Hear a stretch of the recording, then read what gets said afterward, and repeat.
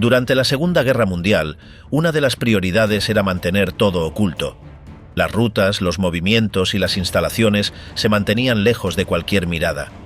Muchas veces se usaron cuevas, túneles, trenes sellados o zonas apartadas para mover material sin que el enemigo lo notara.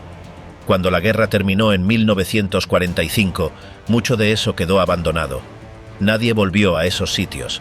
Con el tiempo, empezaron a aparecer. No eran recreaciones ni piezas aisladas. Eran objetos reales, intactos, tal como quedaron. Vehículos, mapas, armas, documentos, estructuras enteras. Todo eso salió sin que nadie lo buscara. ¿Qué fue lo que apareció después de estar escondido durante tantas décadas?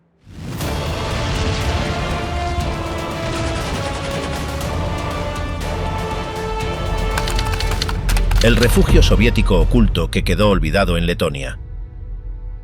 En los años 90, con la caída del bloque soviético, varios grupos de exploradores empezaron a recorrer zonas militares abandonadas en Europa del Este. Uno de esos lugares estaba en Letonia, a unos kilómetros de la ciudad de Skrunda.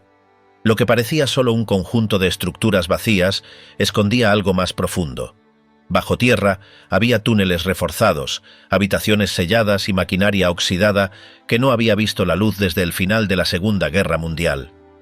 La entrada estaba tapada por tierra y escombros, y solo se notaba una leve inclinación en el terreno. Al remover las capas superiores, apareció una compuerta de acero con restos de pintura roja. Estaba atascada, pero tras varios intentos lograron abrirla.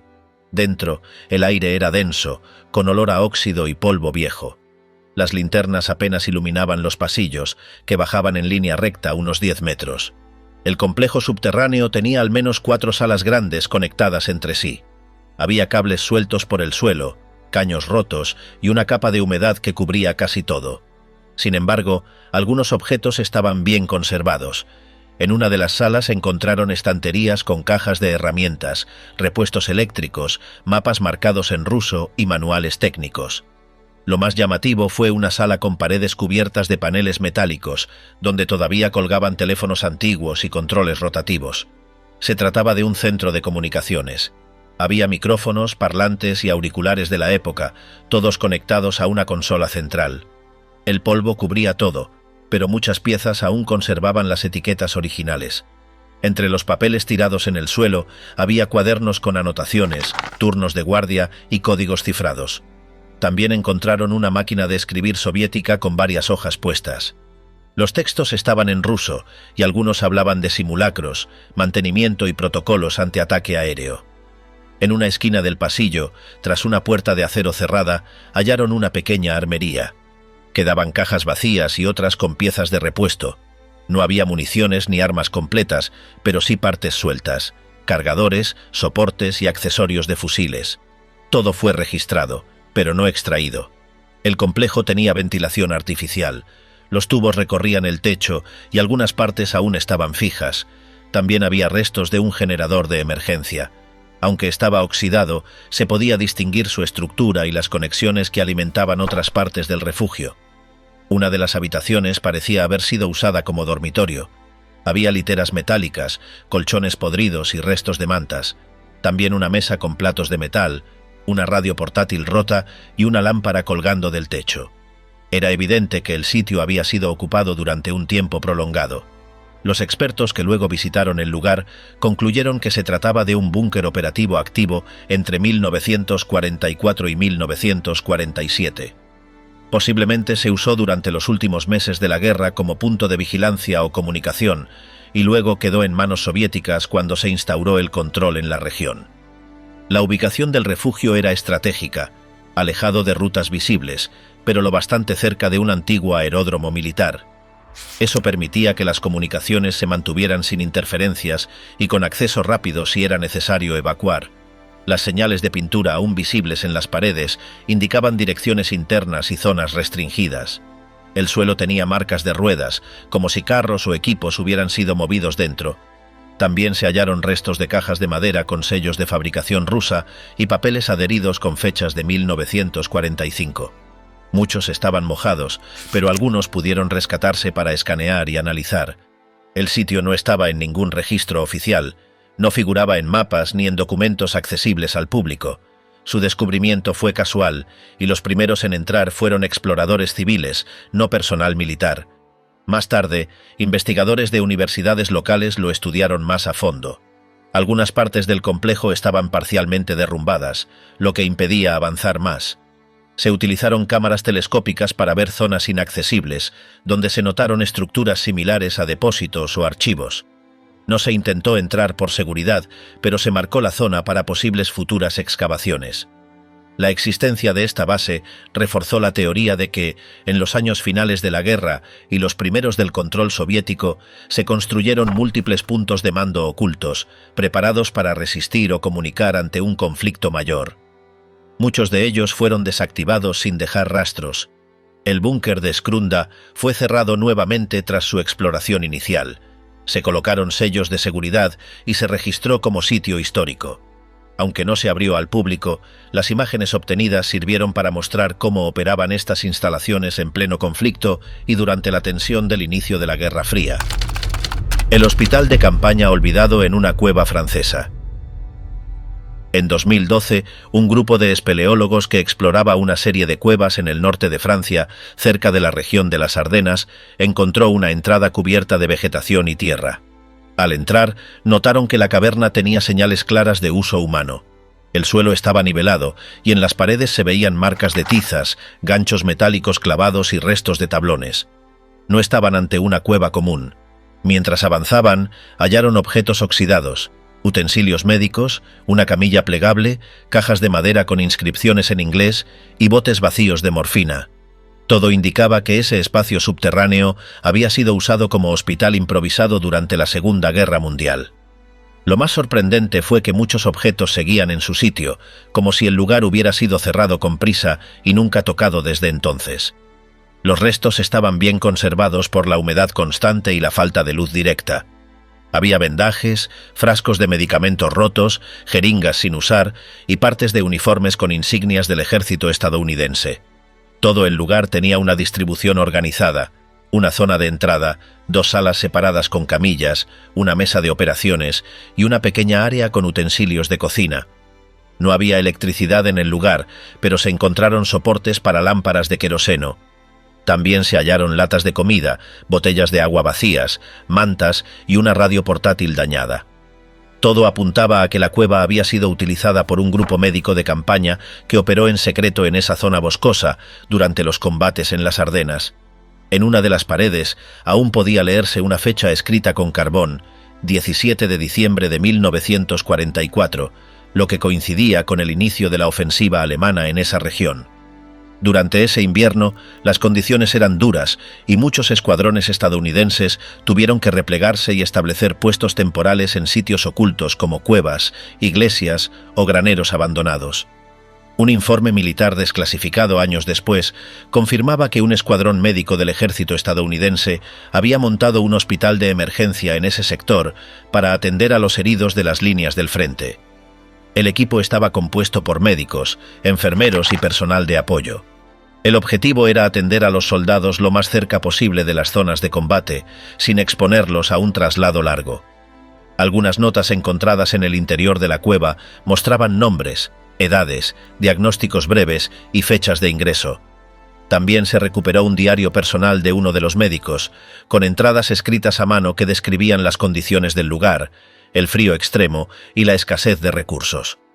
En una de las hojas se mencionaba que habían tenido que operar a la luz de velas. No se encontraron restos humanos, lo que indicaba que los heridos fueron trasladados o enterrados fuera del lugar. Aún así, el nivel de detalle en el montaje del hospital mostraba que no se trató de una instalación temporal improvisada, sino de un sitio pensado para mantenerse activo por varias semanas. La entrada a la cueva había sido camuflada con ramas y tierra, lo que explica por qué no fue descubierta durante tanto tiempo. Solo el cambio natural del terreno permitió que parte del acceso quedara expuesto y fuera detectado por los exploradores. Nadie la había registrado antes ni figuraba en mapas militares. El hallazgo fue informado a las autoridades locales y al ejército estadounidense. Un equipo de conservación visitó el lugar para catalogar todos los objetos. Se tomaron fotografías, se escanearon las paredes y se recuperaron documentos escritos. Algunos materiales fueron llevados a un museo militar en Francia para su exhibición y análisis. Los investigadores concluyeron que este hospital de campaña fue clave durante un periodo crítico de la guerra. La batalla de las Ardenas fue una de las ofensivas más duras del frente occidental, y muchos puestos médicos tuvieron que adaptarse a escondites naturales para sobrevivir y operar. Esta cueva fue uno de esos puntos. El cofre japonés que guardó los últimos mensajes de guerra. En 2017, unos obreros que realizaban obras en un terreno cercano a la costa de Okinawa encontraron un objeto metálico enterrado a medio metro de profundidad. Era una caja rectangular, oxidada por el tiempo, pero aún sellada. Pensaron que se trataba de una vieja herramienta olvidada, hasta que uno de ellos notó unas inscripciones japonesas grabadas en la tapa. Avisaron a las autoridades y un equipo de arqueólogos locales se hizo cargo del hallazgo. La caja fue abierta en un laboratorio, bajo condiciones controladas. Dentro había decenas de sobres envueltos en papel de arroz, junto con pequeños objetos personales. Medallas, fotos, trozos de tela con nombres bordados y hasta una pequeña bandera japonesa con varios mensajes escritos a mano. Todo estaba bien conservado. Los expertos confirmaron que era una cápsula del tiempo enterrada a finales de la Segunda Guerra Mundial. Los documentos databan de 1945 y habían sido redactados por soldados del ejército imperial japonés estacionados en Okinawa en los últimos meses del conflicto. Muchos de los textos eran cartas dirigidas a sus familias, amigos o futuros compatriotas. Hablaban del clima, de los combates que esperaban, de sus temores y del deseo de que algún día alguien leyera esas palabras. No eran mensajes oficiales. Eran escritos personales, espontáneos, algunos con caligrafía descuidada, otros con cuidado extremo. Varios incluían dibujos, poemas breves y frases de despedida. Uno decía: «Si alguien encuentra esto, sepa que luchamos por lo que creímos justo. No olviden que también tuvimos miedo». Otro afirmaba: «Me llamo Taro. Tengo 19 años. Estoy enterrando esto porque no sé si mañana estaré vivo». El hallazgo sorprendió por la sinceridad de los textos. No eran propaganda, ni partes de guerra, ni órdenes. Eran confesiones. Los especialistas los tradujeron al japonés moderno y digitalizaron todo el contenido. Luego, contactaron con instituciones que conservan archivos militares para buscar coincidencias con los nombres que aparecían en los papeles. Se logró identificar a 9 de los soldados. Algunos murieron en combate, otros desaparecieron durante la batalla de Okinawa. Solo uno fue confirmado como sobreviviente y vivía en Tokio. Ya tenía más de 90 años. Cuando fue informado del hallazgo, pidió ver la cápsula. Reconoció su letra en una de las cartas y confirmó que el grupo decidió enterrarla antes de recibir la orden de movilización. La caja había sido colocada bajo una losa, en lo que era un refugio improvisado usado por los soldados como punto de reunión. Según explicó el veterano, sabían que la derrota era inminente y quisieron dejar constancia de lo que sentían en ese momento. Nadie quería que sus pensamientos se perdieran con ellos. El descubrimiento fue documentado en Japón como uno de los más emotivos vinculados al conflicto.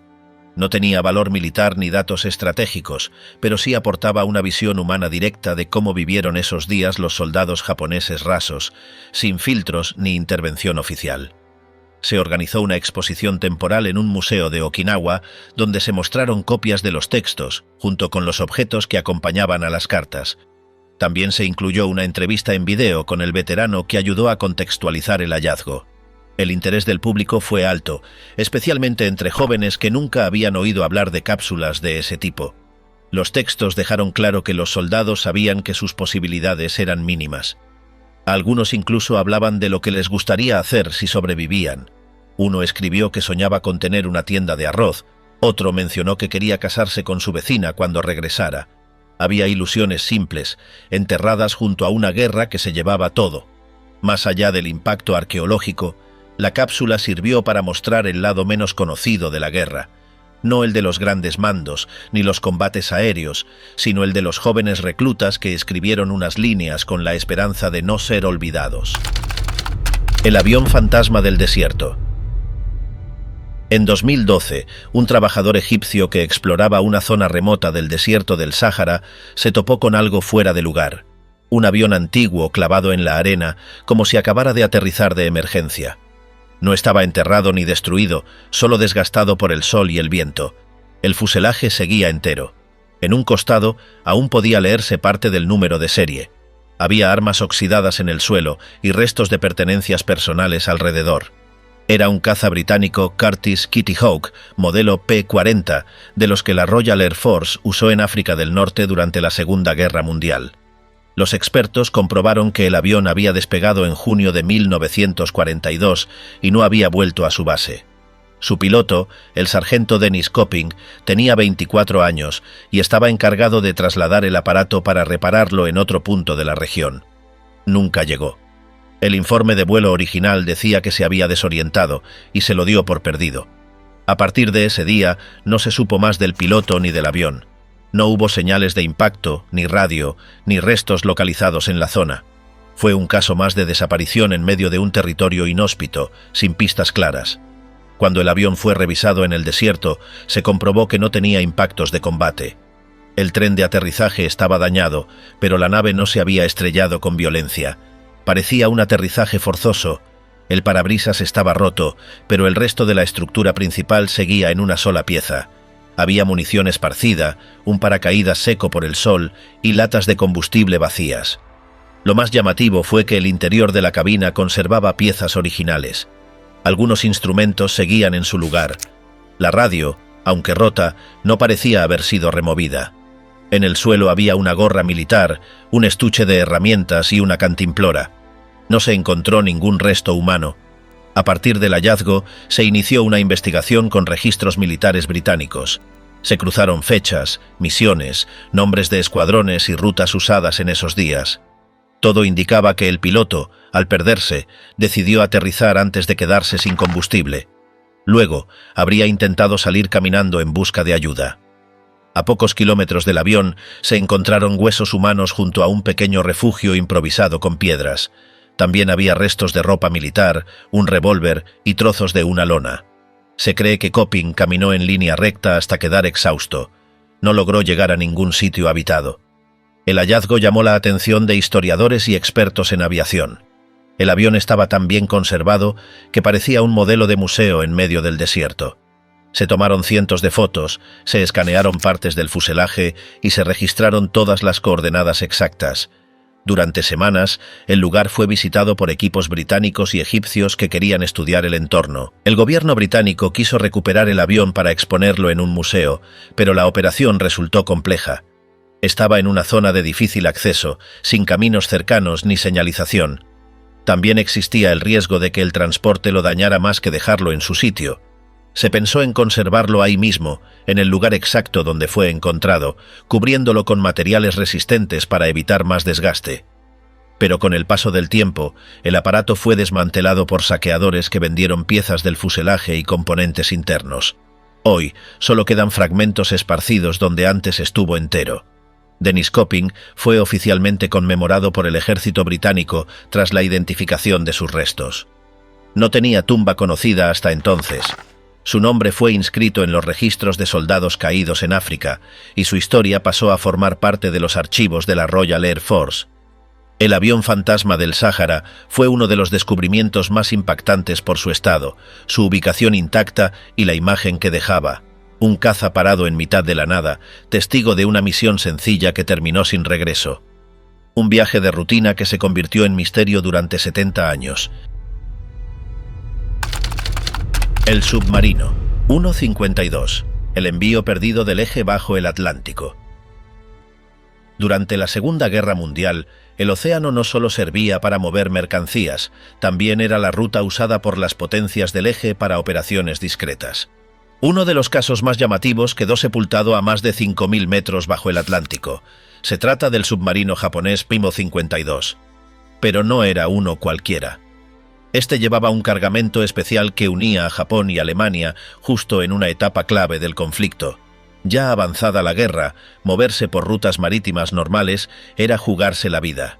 Los ataques de los aliados estaban por todos lados. Japón y Alemania, bajo presión y con cada vez menos opciones, necesitaban seguir intercambiando lo poco que aún tenían. Alemania quería materias primas que escaseaban en Europa: caucho, estaño, tungsteno, molibdeno, quinina y hasta opio. Japón, por su parte, buscaba tecnología alemana, planos de aviones, torpedos, radares y todo lo que pudiera darle ventaja. El I-52 zarpó desde Japón con destino a Europa. El objetivo era claro: llegar al puerto de Lorient, controlado por los nazis en la costa francesa. Para esa travesía, el submarino cargaba alrededor de 2 toneladas de oro puro en lingotes, además de drogas, metales y otros productos valiosos. A cambio, los japoneses esperaban cargar la nave con tecnología militar de punta en suelo europeo y llevarla de vuelta. Lo que hacía a esta misión diferente es que el I-52 no iba solo. Se había coordinado un punto de encuentro en medio del Atlántico con un submarino alemán, el U-530. Este encuentro serviría para pasarle al I-52 un sistema de radar más avanzado y otros equipos para esquivar mejor a los enemigos. Todo esto debía hacerse sin ser detectados, pero las cosas no salieron como esperaban. La inteligencia estadounidense ya tenía interceptadas varias comunicaciones del eje. Gracias a esto, lograron conocer la ruta exacta del submarino japonés. El 24 de junio de 1944, aviones antisubmarinos de la Marina de Pomou se acercaron a la zona y lanzaron una andanada de cargas explosivas. El I-52 fue alcanzado y desapareció sin dejar rastro. Todos los tripulantes murieron. La nave se hundió en una zona del océano donde la profundidad alcanza más de 5 kilómetros. Por décadas, su historia quedó congelada, con teorías, rumores y especulaciones de por medio. En los años 90, un grupo privado de exploración submarina logró ubicar los restos del I-52. Lo encontraron al suroeste de las Azores, hundido y cubierto por décadas de sedimentos.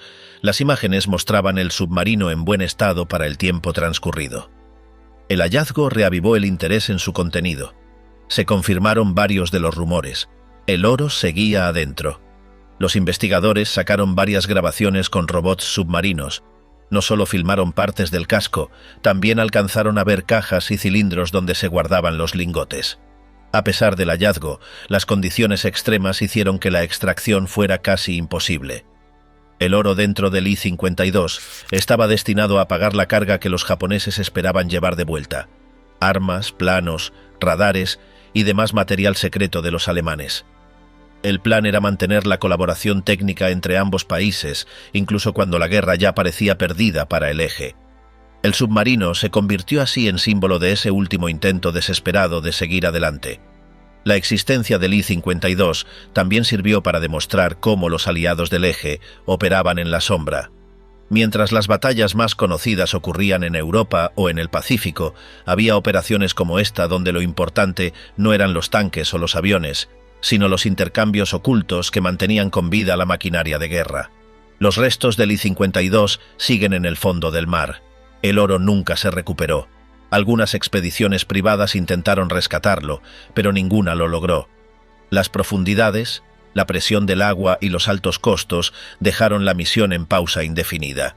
Sin embargo, las grabaciones siguen disponibles como prueba de que todo fue real. El caso del I-52 es uno de los pocos ejemplos documentados donde un submarino cargado con tanto oro tenía una misión concreta entre dos potencias del eje.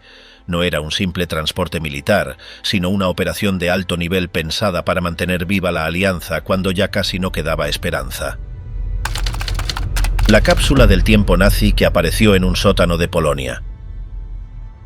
En el año 2016, un grupo de trabajadores realizaba reformas en un antiguo edificio del pueblo de Zlocieniec, en el noroeste de Polonia, cuando dieron con un hallazgo que nadie esperaba. Bajo los cimientos del lugar, escondido en un compartimento de hormigón, apareció un contenedor sellado con símbolos del Tercer Reich.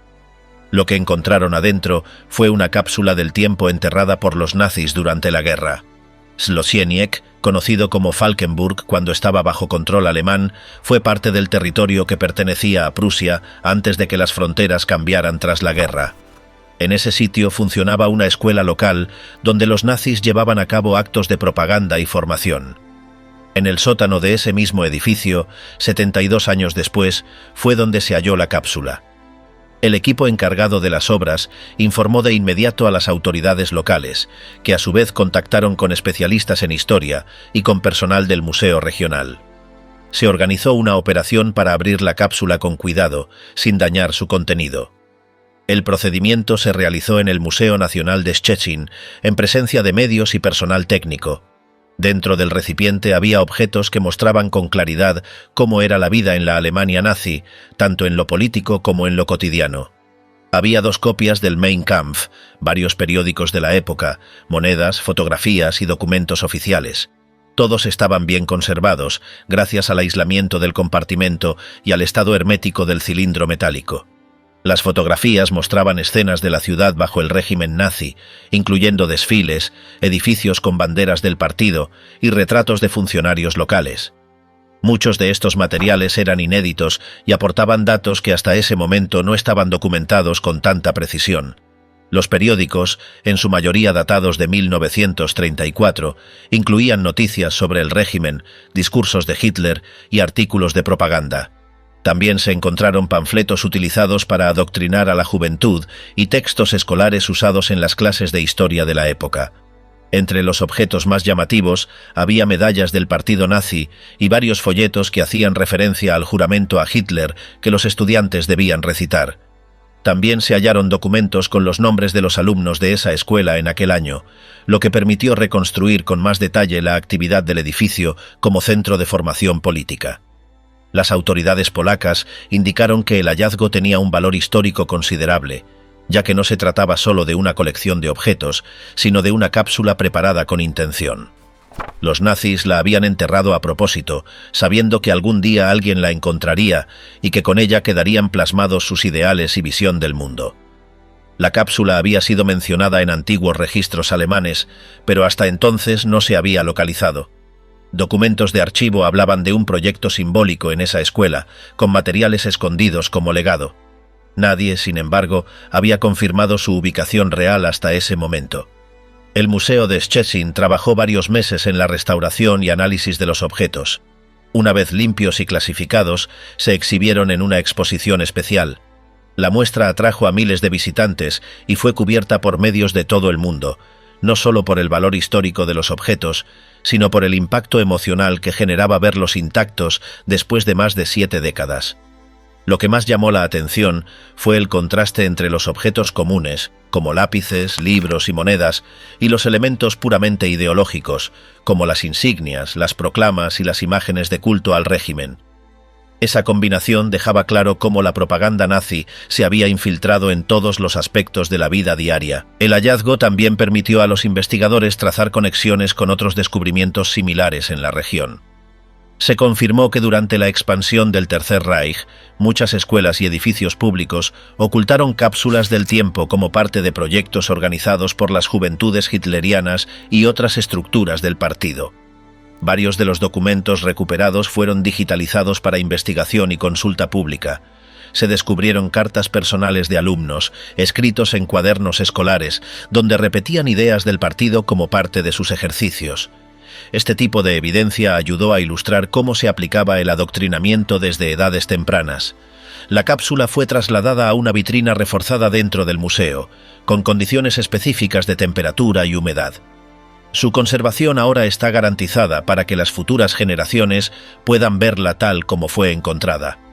Este descubrimiento reavivó el interés por revisar otros archivos de construcción de la era nazi en la región, con la posibilidad de que haya más cápsulas ocultas. También motivó nuevas investigaciones sobre las prácticas pedagógicas del Tercer Reich, ya que este caso aportó pruebas directas del contenido usado en las aulas. Slosieniec, el pequeño pueblo donde ocurrió todo, organizó eventos educativos con escuelas locales, usando el hallazgo como punto de partida para enseñar historia reciente. Varias iniciativas culturales y pedagógicas se activaron gracias a este hallazgo. El refugio submarino del Orient, el fortín nazi que sobrevivió al bombardeo total. Durante la ocupación alemana en Francia, el puerto del Orient se transformó en una de las instalaciones más estratégicas para la marina nazi. No era solo un punto de entrada o salida. Se convirtió en una base fortificada hecha a prueba de bombas, especialmente diseñada para proteger submarinos tipo U-Boot, esenciales para la guerra en el Atlántico. L'Orient, situado en la región de Bretaña, fue ocupado por las tropas alemanas en junio de 1940. Poco después, El alto mando naval alemán decidió construir allí una de las bases más sólidas de su red de búnkeres en Europa.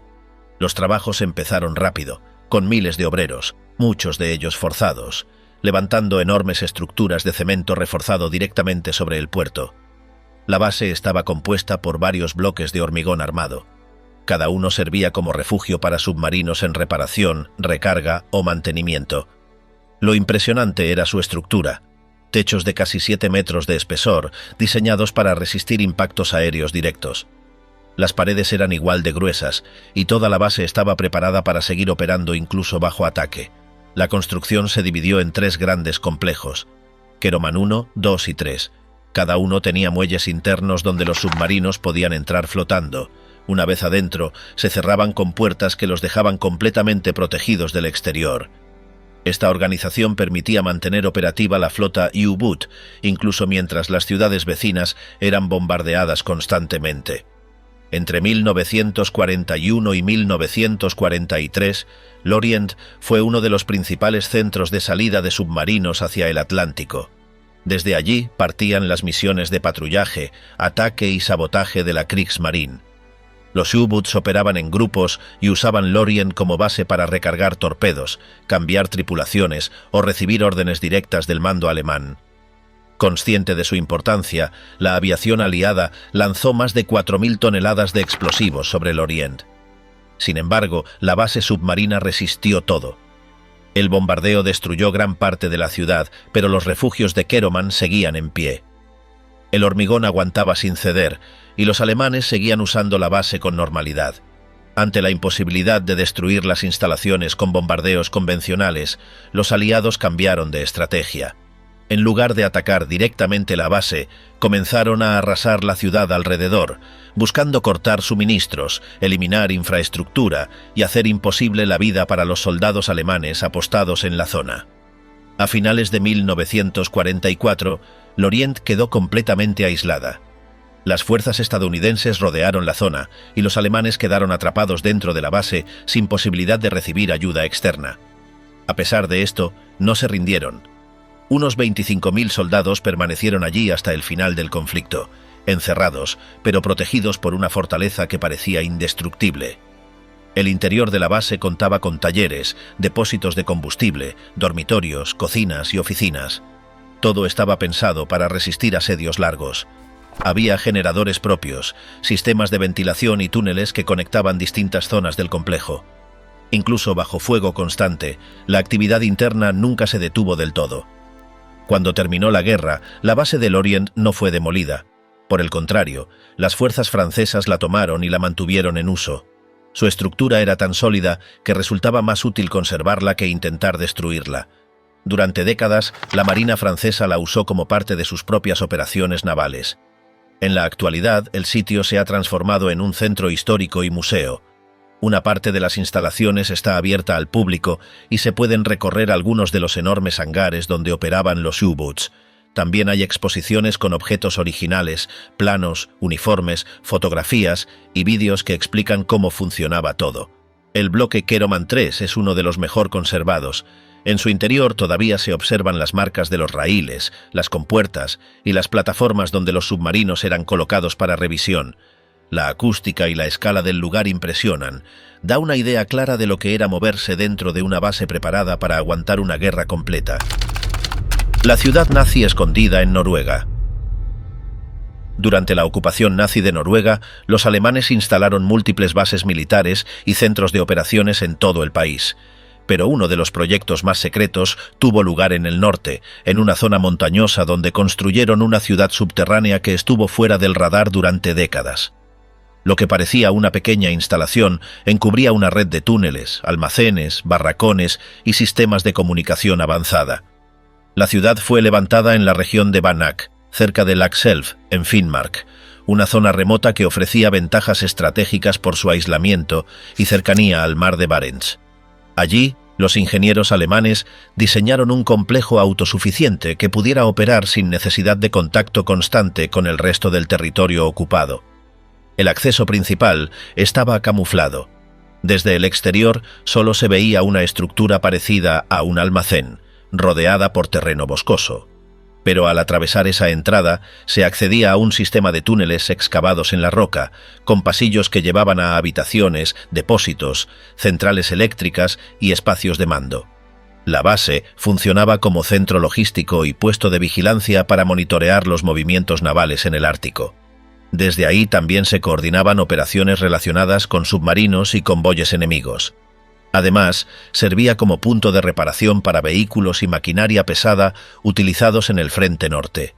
Se construyeron generadores propios, pozos de agua, redes de ventilación y líneas telefónicas internas. Todo el sistema fue creado para sobrevivir sin depender del exterior. La temperatura subterránea se mantenía estable y había suficiente espacio para alojar a más de 200 personas, entre soldados, técnicos e ingenieros. Gran parte del personal que trabajaba en la zona era noruego, obligado a colaborar. Otros eran prisioneros soviéticos, trasladados hasta allí para realizar las tareas más pesadas. Muchos de ellos murieron durante las excavaciones debido al clima extremo, los derrumbes y el trato recibido por parte de los oficiales alemanes. Los materiales de construcción llegaban en tren hasta Narvik y luego por camiones hasta la entrada principal. La operación era coordinada por miembros de la organización TOT, responsable de muchas de las obras de infraestructura del Tercer Reich. El proyecto se mantuvo bajo máxima discreción y muy pocos civiles sabían qué se estaba levantando en la zona. Al final de la guerra, los alemanes destruyeron parte de las instalaciones para evitar que cayeran en manos aliadas. Sin embargo, varios túneles y habitaciones quedaron intactas. Por años, la zona fue sellada y olvidada hasta que en los años 90 un grupo de exploradores locales redescubrió la entrada original. Al ingresar, encontraron restos de uniformes, cajas de municiones, generadores oxidados y documentación parcial. El estado general del lugar era sorprendentemente bueno, gracias al clima seco y al diseño del sistema.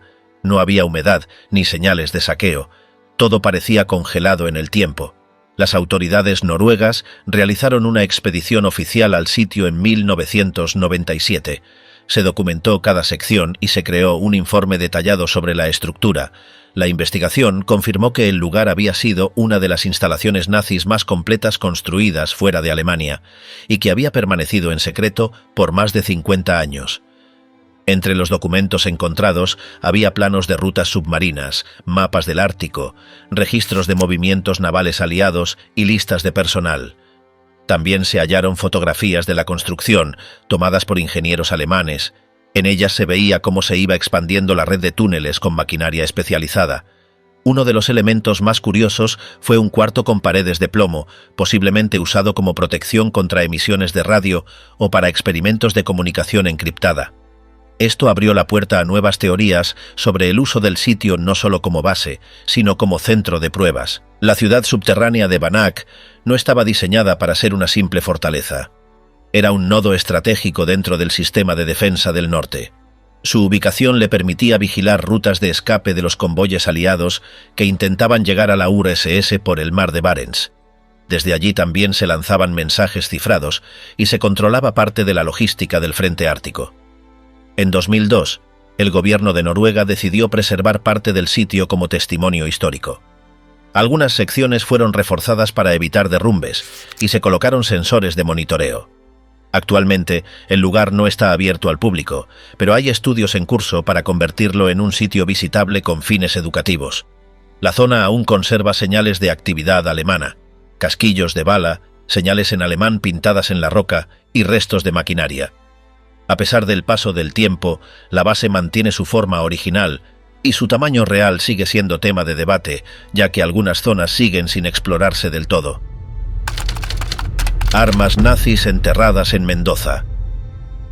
En 2017, un grupo de trabajadores rurales estaba limpiando un terreno cerca de San Carlos, en la provincia de Mendoza, cuando uno de ellos notó algo metálico sobresaliendo del suelo. Al cavar un poco más, se toparon con una caja pesada, oxidada, con marcas que nadie del equipo reconocía de inmediato.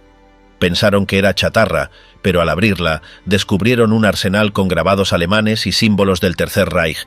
El hallazgo fue reportado de inmediato a las autoridades locales, que se presentaron en el lugar junto con personal del ejército argentino.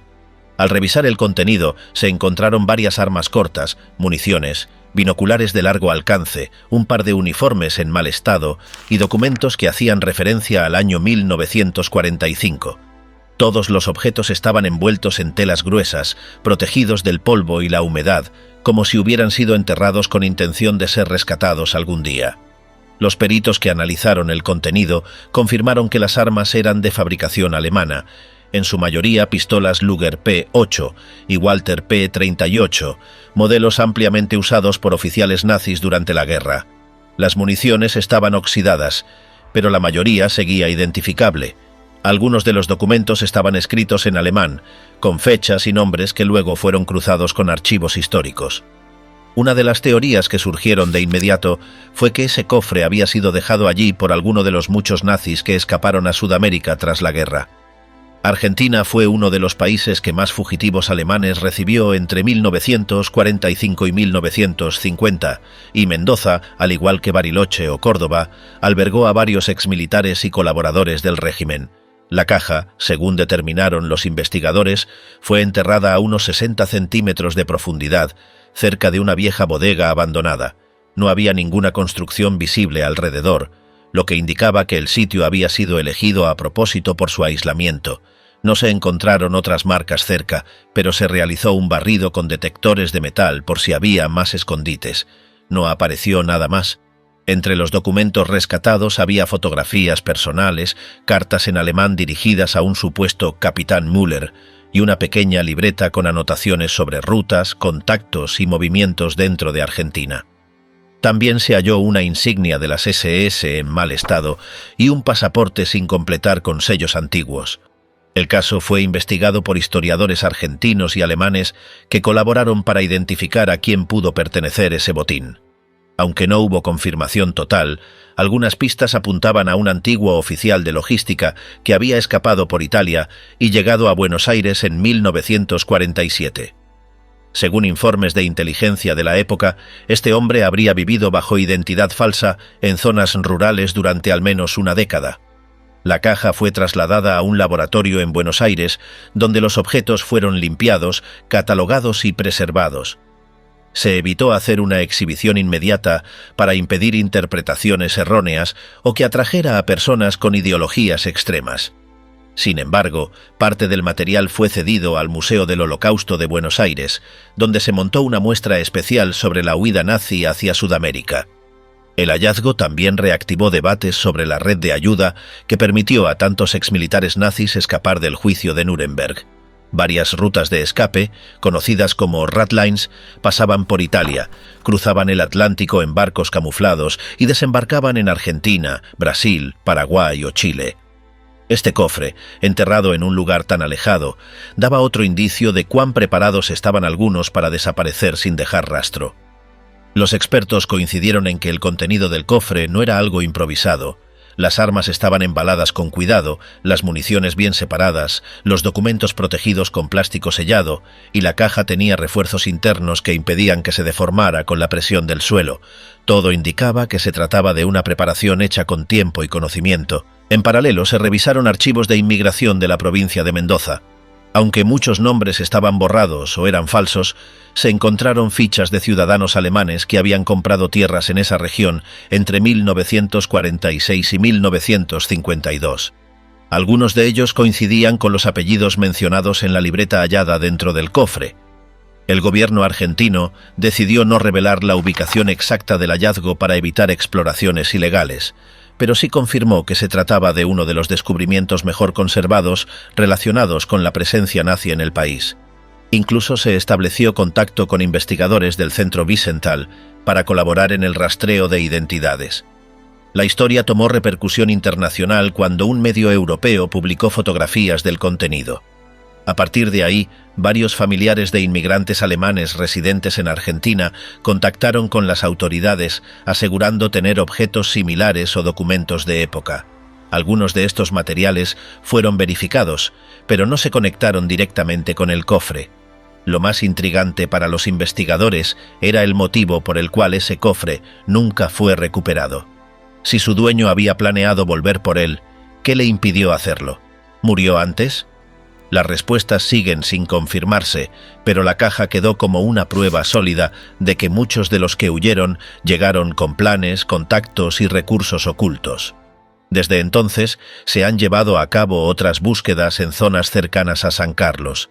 Algunos vecinos reportaron haber visto movimientos extraños en décadas anteriores, vehículos sin identificación y hombres que hablaban alemán en los alrededores. Aunque ninguna pista llevó a otro hallazgo, el interés por revisar el pasado oculto de la zona sigue vivo. Los documentos nazis que aparecieron por sorpresa en un colegio francés. En 2013, durante una remodelación en el Instituto Lucie-Aubrac, en la localidad de Bourg-les-Valence, al sureste de Francia, un grupo de operarios que trabajaba en una antigua parte del edificio se topó con algo inesperado. Mientras quitaban paneles de madera en una zona del ático, hallaron un hueco oculto que contenía una gran cantidad de papeles amarillentos, carpetas viejas y sobres que llevaban sellos en alemán. El centro educativo, que había sido construido antes de la Segunda Guerra Mundial, había funcionado durante la ocupación como sede de las fuerzas alemanas en la región. Según los registros locales, el edificio sirvió como cuartel temporal entre 1943 y 1944, antes de ser abandonado por las tropas del Eje en su retirada. A partir de entonces, la escuela volvió a su uso original, y con los años, los rastros del pasado quedaron ocultos. Lo que los obreros encontraron esa mañana fue un archivo completo con más de 200 documentos, muchos de ellos firmados, sellados y redactados por oficiales alemanes destacados en esa zona. También había mapas, planos urbanos con marcas de colores, listados de personas y algunos objetos personales como insignias, medallas y fotografías. Al ver el contenido, la dirección del colegio notificó de inmediato a las autoridades municipales, que a su vez alertaron al Ministerio de Cultura. Se bloqueó el acceso al área donde se hizo el hallazgo y se inició un inventario controlado. Expertos en conservación y archivística fueron enviados al lugar para evaluar el estado del material. Los papeles estaban en condiciones aceptables, aunque algunos mostraban signos de humedad. Entre los documentos había informes de vigilancia, cartas enviadas a superiores en Lyon y fichas que contenían nombres, direcciones y detalles sobre ciudadanos franceses. Muchas de esas personas, según comprobaron luego los historiadores, estaban relacionadas con la resistencia local o eran de origen judío. Una parte del archivo hacía referencia a operativos concretos, incluyendo detenciones, registros de casas y confiscación de propiedades.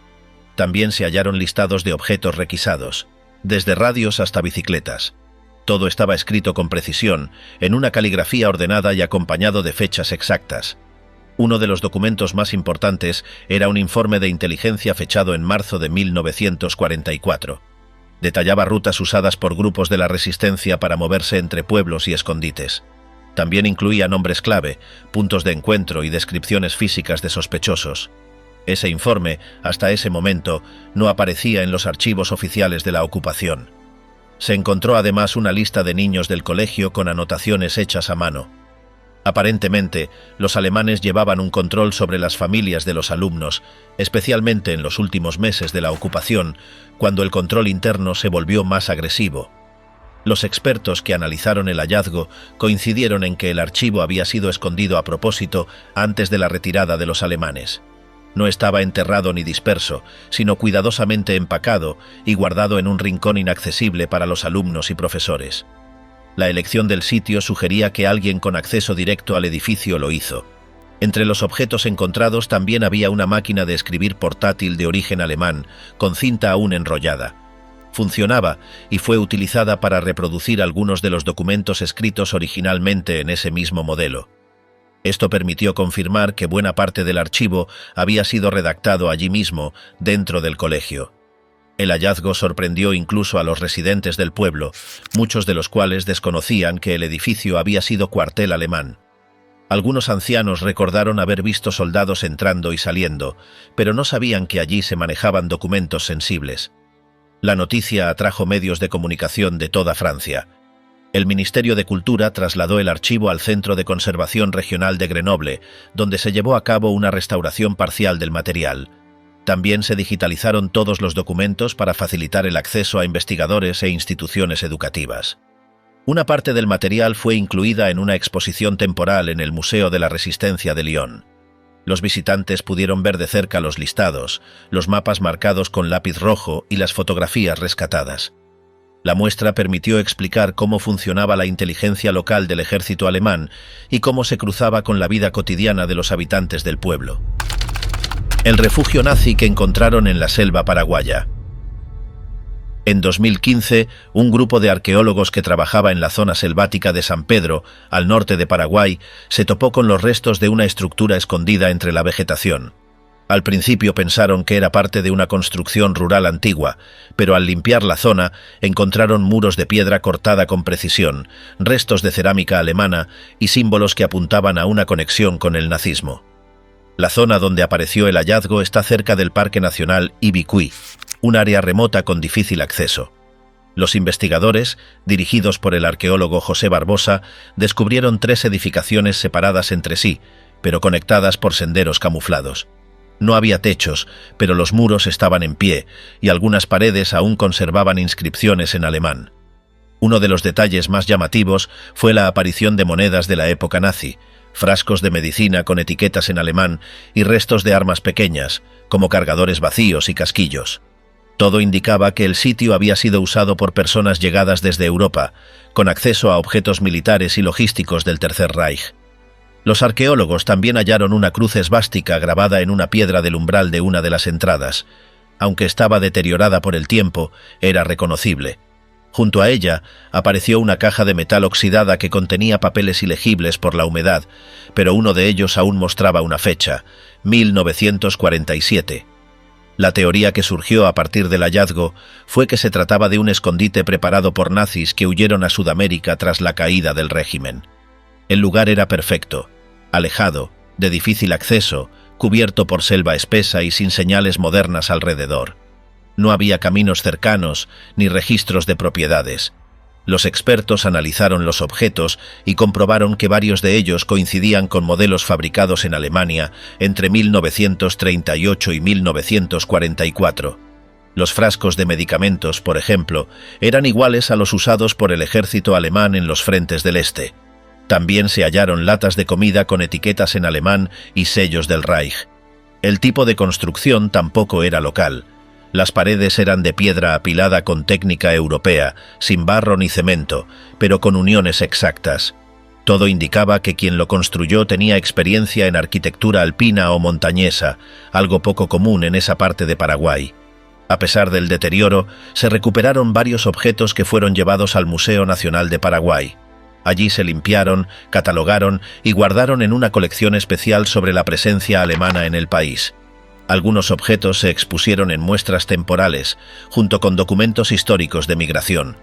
El hallazgo también hizo que se revisaran los archivos migratorios de Paraguay de los años posteriores a la guerra. Se encontraron varios nombres alemanes que habían llegado entre 1946 y 1952, muchos con pasaportes falsos o sin registro completo. Algunos de ellos habían comprado tierras cerca de San Pedro y vivido aislados durante años. Aunque no hay pruebas exactas de quiénes usaron el refugio, los investigadores apuntan a que se trataba de un punto de paso o escondite temporal.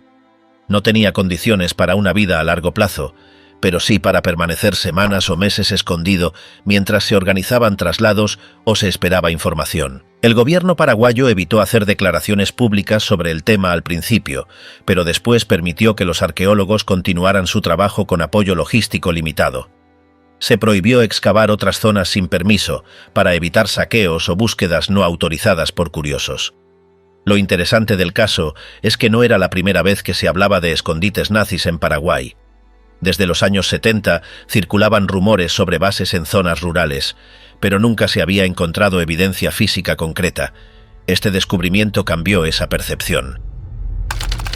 El complejo subterráneo en Austria.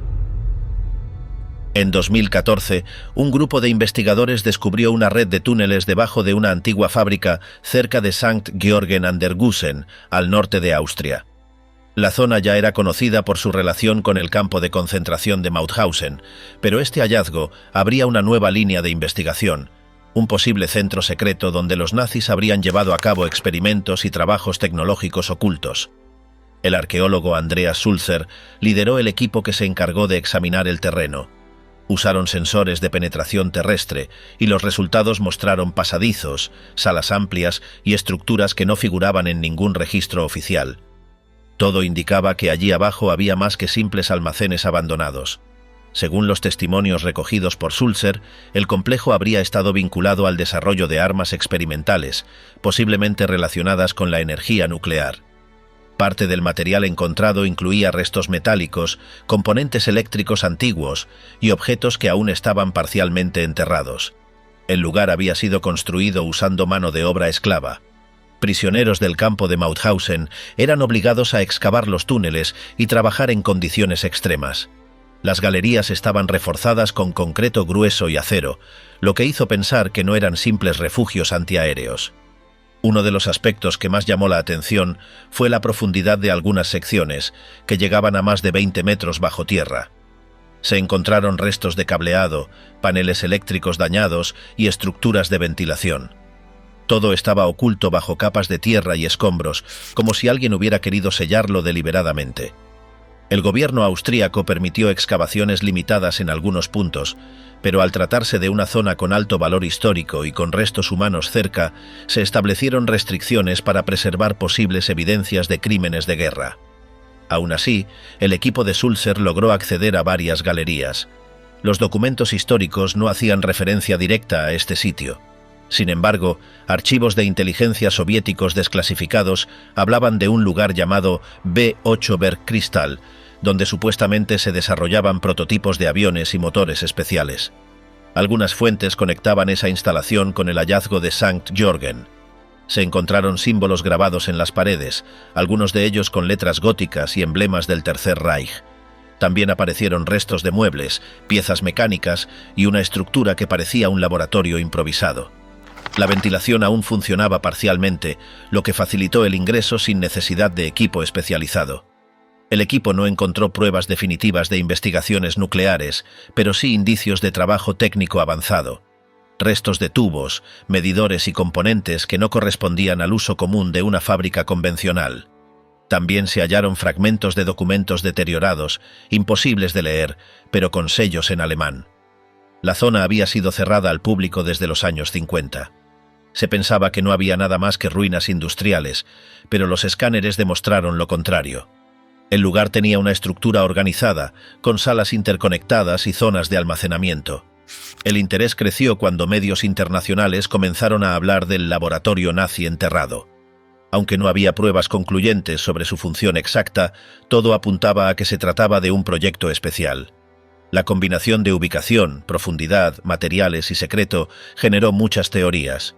Sulzer afirmó que los trabajos debieron continuar hasta el final de la guerra, ya que algunas secciones mostraban signos de uso intensivo. La zona había sido bombardeada por los aliados, pero los túneles resistieron. Eso confirmaba que su construcción fue pensada para durar. El bombardero americano enterrado en los Alpes. En 2013, un grupo de alpinistas que recorría una ruta poco transitada en los Alpes italianos encontró restos metálicos sobresaliendo entre la nieve. Al acercarse, notaron que eran fragmentos de una aeronave grande, con partes aún unidas. Estaban casi enterrados, cubiertos por hielo y rocas.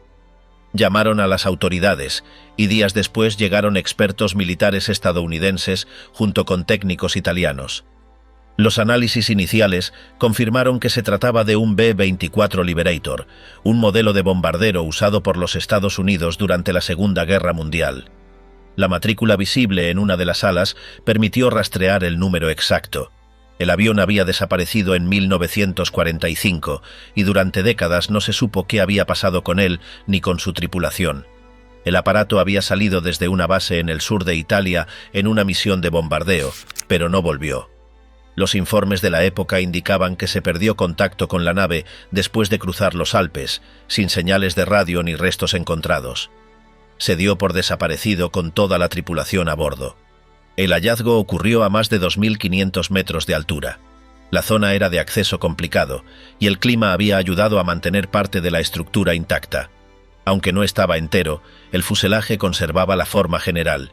Se distinguían la torreta trasera, parte del tren de aterrizaje y restos de la cabina de mando. Los expertos encontraron placas con nombres, restos de uniformes y varios objetos personales de los tripulantes. Entre ellos había un reloj, una caja con cartas y una identificación militar. También hallaron restos óseos, lo que llevó a que se enviaran muestras para pruebas de ADN con el fin de identificar a los soldados. El Departamento de Defensa de Estados Unidos confirmó que el avión era parte del 485º Grupo de Bombardeo. Su misión aquel día era atacar una instalación ferroviaria en Austria. Se estima que fue alcanzado por fuego enemigo o sufrió una falla técnica, desviándose de su curso hasta estrellarse en la montaña. El impacto fue fuerte, pero parte de la estructura se deslizó por la pendiente y quedó semienterrada en una zona cubierta por nieve durante casi todo el año. Por eso nunca fue visto desde el aire ni por residentes locales. Solo tras el deshielo de esa temporada quedaron expuestos algunos fragmentos. El equipo de rescate montó una operación especial para extraer los restos sin dañar el terreno ni el aparato. Se trabajó durante semanas, retirando piezas con cuidado, usando helicópteros y herramientas manuales. Las partes más importantes fueron trasladadas a una base militar estadounidense en Europa. Familiares de los tripulantes fueron contactados. Muchos no sabían qué había pasado con sus parientes y algunos creían que los cuerpos nunca serían encontrados. El hallazgo permitió cerrar un capítulo para varias familias, que finalmente recibieron respuestas después de casi 70 años. Las pruebas forenses lograron identificar a 5 de los 11 ocupantes. Sus restos fueron llevados a Estados Unidos, donde recibieron sepultura con honores militares. Los otros 6 no pudieron ser identificados completamente, pero también fueron trasladados y enterrados en un cementerio oficial del ejército. Una parte del fuselaje se conservó como homenaje en un museo de aviación en Italia. Allí se instaló una placa con los nombres de todos los tripulantes y detalles de la misión. Se organizó un acto con autoridades italianas y estadounidenses para recordar a los caídos. El descubrimiento también motivó una investigación sobre otras aeronaves desaparecidas en la región. Varias misiones de bombardeo cruzaron los Alpes en 1944 y 1945, y hay registros de al menos 10 aviones que no regresaron. Algunos creen que podrían estar enterrados en zonas similares. Los documentos militares revisados después del hallazgo mostraron que el vuelo fue considerado perdido en combate, sin mayor seguimiento. La tecnología de la época no permitía rastrear aviones con precisión. Muchos desaparecieron sin dejar señales y solo décadas después vuelven a aparecer. Este caso fue uno de los más importantes en cuanto a recuperación de restos de aviones en zonas montañosas. Mostró que incluso con el paso del tiempo es posible encontrar y recuperar fragmentos de historia que parecían perdidos para siempre. También destacó la importancia de las rutas aéreas sobre los Alpes durante la guerra. Todos estos hallazgos estuvieron ocultos durante años, enterrados, sellados o abandonados en lugares que nadie volvió a revisar. No son teorías ni recreaciones, son restos reales de una guerra que dejó marcas en todo el mundo. Cada objeto, cada estructura y cada documento encontrado muestra cómo fue esa etapa sin necesidad de explicaciones adicionales. El pasado sigue apareciendo, sin aviso, y con pruebas que siguen hablando por sí solas.